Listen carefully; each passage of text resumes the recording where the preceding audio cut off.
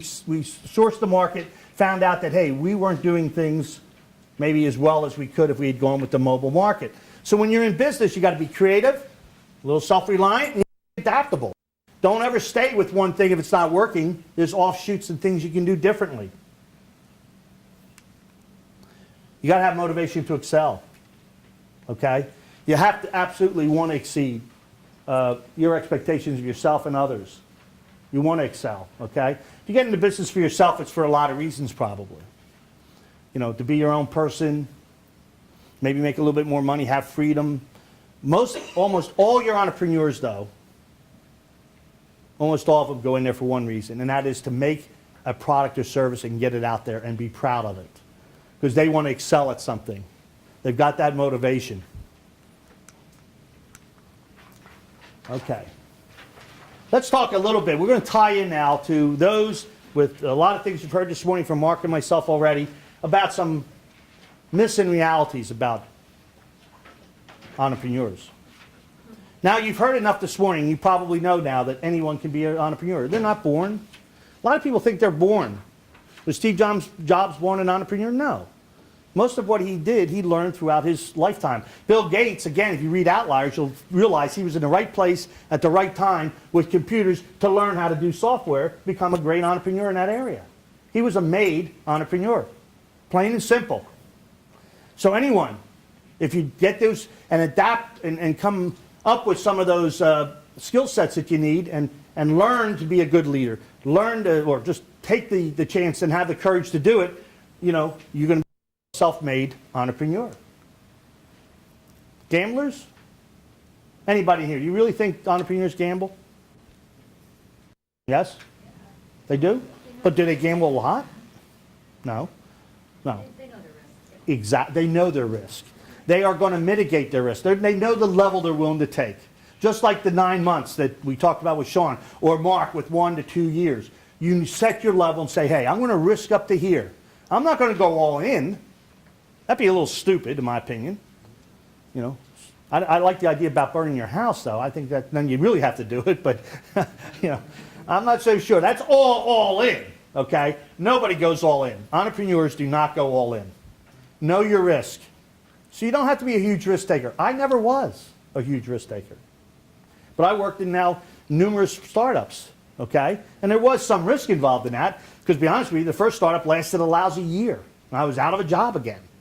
Okay? But I learned enough to go into my second CFO position as in a startup, okay? And so forth and so on. Do they want the whole show to themselves? Do you think entrepreneurs are that way? Are you that way? Do you want to be that way? What do you think, Steve? You're shaking your head. No. No? No. They don't want the whole show to themselves. They realize they need help, and they want to surround themselves with good people. Almost all of you look at all the ones. Steve Jobs had his partner, what's his name? I can't think. Somebody help me out here. Paul Allen. Yeah, Allen. And, you know, you have Hewlett and you have all the boys. What's it, Paul Allen? No, that was Microsoft. Microsoft, you're right, yeah. Who was Steve Jobs? Wozniak, right? Wozniak. But Paul Allen was Bill Gates' buddy, yeah. Don't confuse those two. They do not like each other, okay? They do not like each other. So, you know, you're going to surround yourself with other people. You're going to need that. No one has all the talents, in most cases, to do it all themselves, okay? Now, most of them want to be their own boss and completely independent? You want to help me out here? Some do. Some do? Are they completely independent? No. They want to be their own boss, but they know they're not complete. Who do they have to report to, an entrepreneur? Investors, who else? Customers, who else? Investors, we said, okay, investors, customers. How about employees? How about bankers who own you? Spousal units. Who? Their spousal units. Yeah, their spousal units. I think Mark's got a problem already with his, you know, his wife's on him, right? Yeah, all the time. Get out there and do it, big guy. You took this leap. They all do. They're not going to be completely independent. They do have people that they've got to work with and know that they've got to work with them. So they're not just out there to, hey, I'm going to do my own thing. They want to be their own boss, but again, they understand that they have some responsibility to others. Does it take more work, or is it harder to be an entrepreneur? Everybody's shaking their head yes on this one, yeah? Nah. Studies show that when they compare them with big big companies, an entrepreneur doesn't work really any more hours on the average than if they did in equivalent position at a big company. Now, in the beginning, the first year, that may be different. But we're talking overtime. And please, I tell this to all my students, there's always exceptions. I always say, remember, there's the 80-20 rule. Remember the 80-20 rule. Everything doesn't always apply directly. There's always those outliers and differences and things. So, some entrepreneurs I know have worked horrible hours. I don't know if they needed to, but generally speaking, you don't have to work any harder or longer than you would if you worked for a big company. I know from my own experience it's true. I worked 55, 60 hours when I worked for the Xerox Corporation. Okay? I don't think I worked more than 50 or 55 at any startup. Okay? It's just, what did you do for yourself? Experience a great deal of stress. How about the stress factor? Maybe in the beginning again, like the hours. But the studies again show over time, there's no more stress being an entrepreneur than it is if you work for a big company.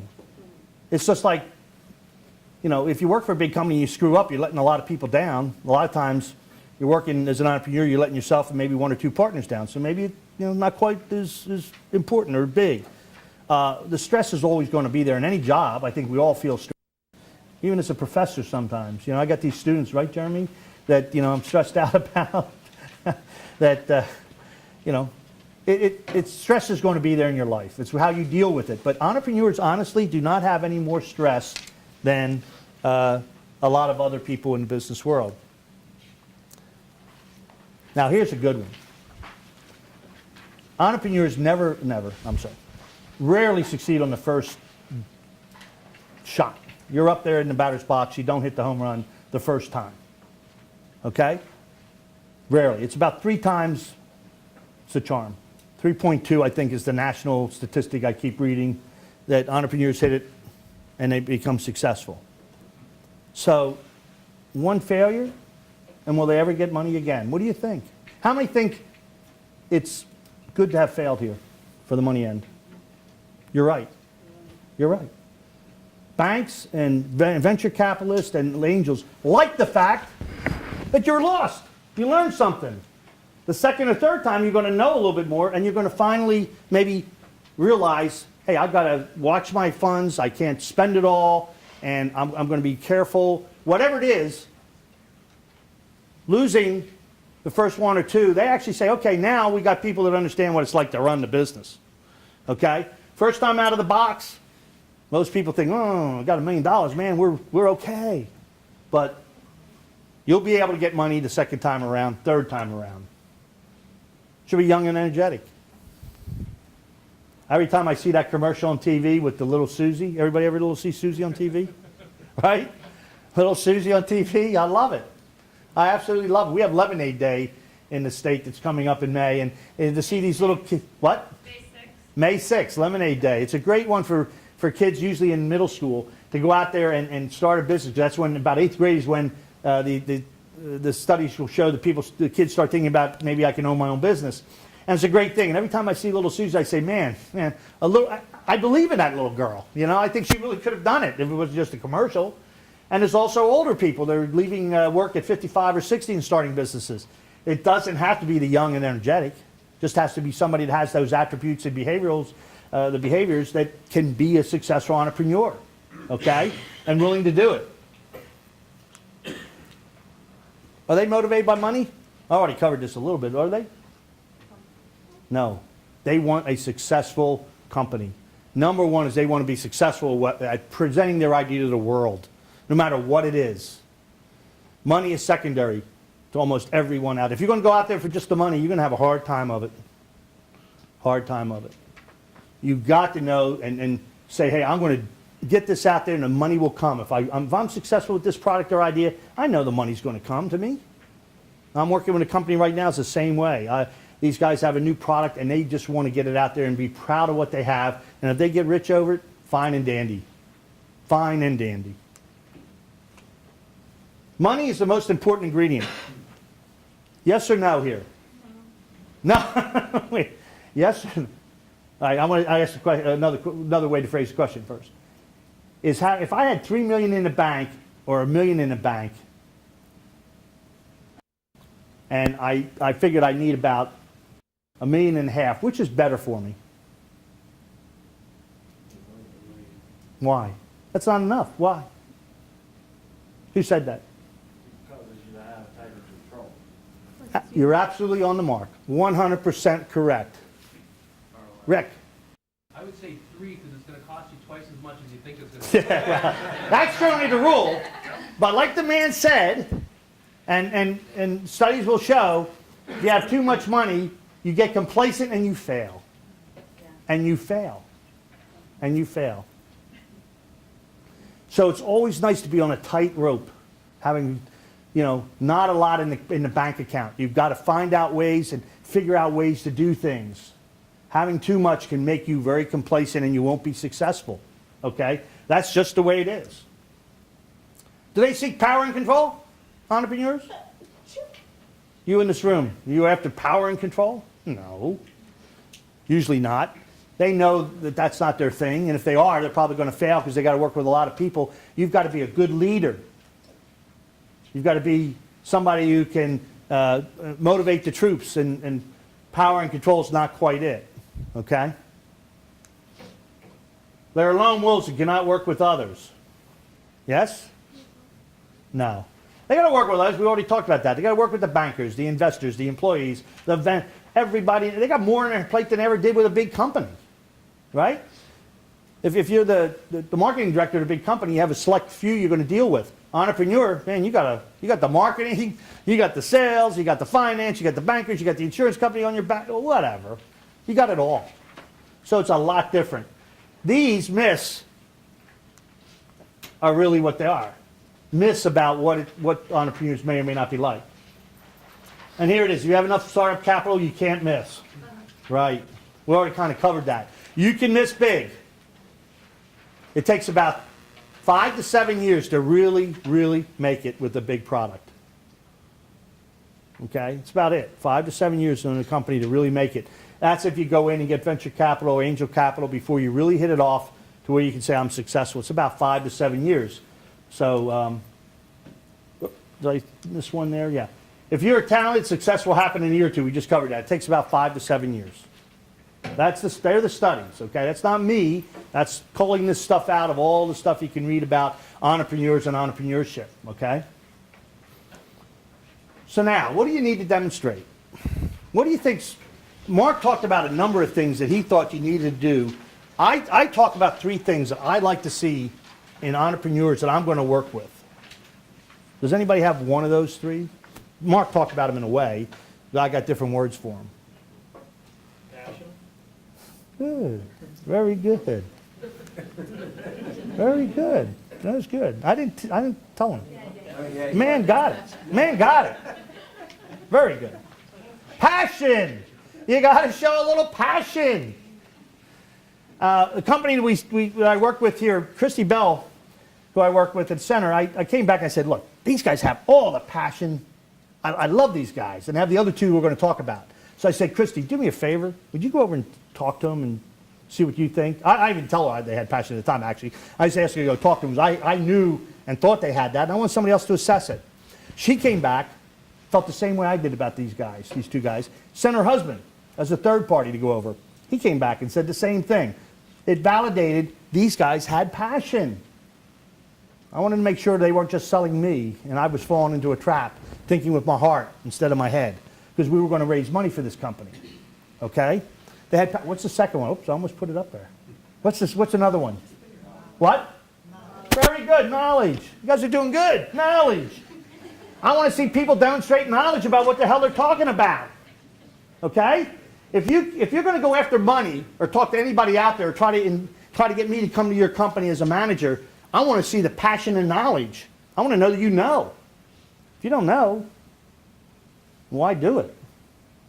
Certainly it's not going to be exciting to me to work with somebody who doesn't know what the hell they're talking about. You know? All right? It's not. What's the last one?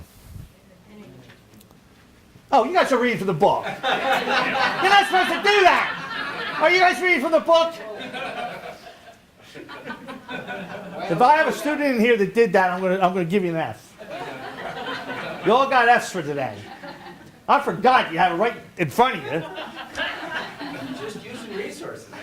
You're using the resources. Did you read? I really thought you got passion. You really got? Swear to God? I believe him, because I was looking at him when he said it. Now, he either read it early or, you know. Oh, man. It's energy. You guys are killing me here. Just blew me apart. Those are the three things that you have to have, in my opinion, along with a lot of things that Mark talked about. Confidence, which is that commitment and dedication. Okay? You've got to have some capital. We're going to talk about raising capital. That's important. The last session of the day tomorrow is going back. How do you attract capital? This I don't steal from Rick, but on the equity side, I know of 11 ways. Now, Rick may just slice that down to a few, but there's, and some of those aren't worth even talking about, but there's 11 different ways you can get equity capital. And of course, then there's debt, and we're going to have a debt session also, if you want to go get debt from the bank or the SBA. Okay? So we're going to talk about that. How do you raise capital? All right? So you got to have what Mark talked about. But these three things, I sum it up into those three when I'm looking at working with individuals. Do they have it? And there's a couple people in here I'm working with right now. One is an independent studies person. Another is a couple of people that came to me to get some advice.